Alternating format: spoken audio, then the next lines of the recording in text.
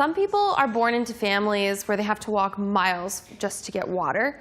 All I have to do is turn on a faucet. That's privilege. If you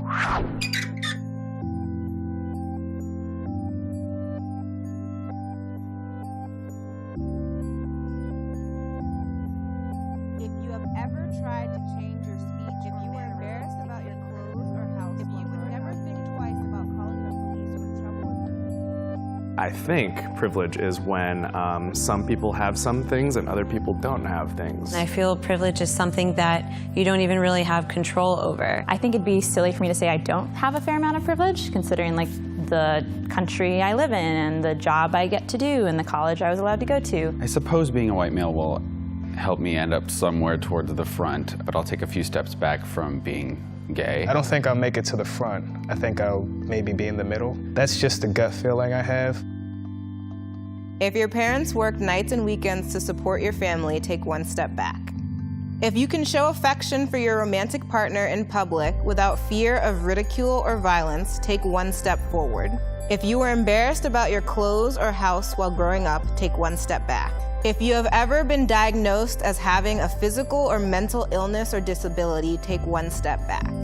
If you have ever been bullied or made fun of based on something you can't change, take one step back.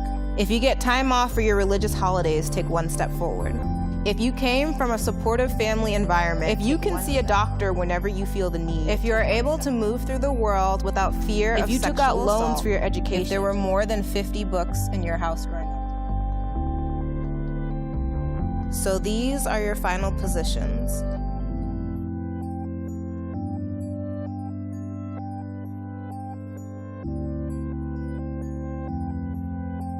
I think it felt kind of strange for everyone. It's a hard thing to discuss or even reflect on. It was very awkward. I think when you can represent it so visually like this and so immediately, it definitely takes on a new form. I think we were like all joking around in the beginning. It was pretty lighthearted, and as soon as the questions started coming in, the mood shifted immediately, and we all it was just silent. Just looking back and seeing like a bunch of people behind you is not a good feeling. It's like weird how you want to like hold on to explaining a certain privilege, like, oh, but that's not actually me because like I had to work really hard for that. So it's weird to like take a step forward when you feel like you're taking a step forward with someone else, but you wear a lot of the baggage of like how those things were hard. It was like more emotional than I thought it would be. It reminded me of when they talk about slavery in high school and you feel like angry for a few days, but then you just realize like, this is how it is.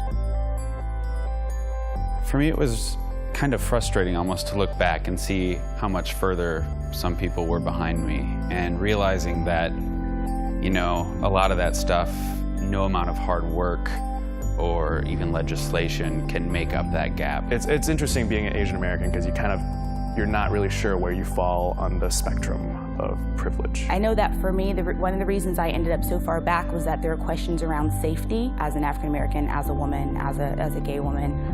There are just so many different ways that I don't feel safe. I feel like I just learned to be grateful for what you have. You know, we're in such a huge society where it's always complaining about what you don't have. It just shows you that for some families, like each family, you're meant to do better. My grandparents did good, my parents did good, and I'll do even better. I do think if you're not like aware of privilege, you should do this exercise, but it's more complicated.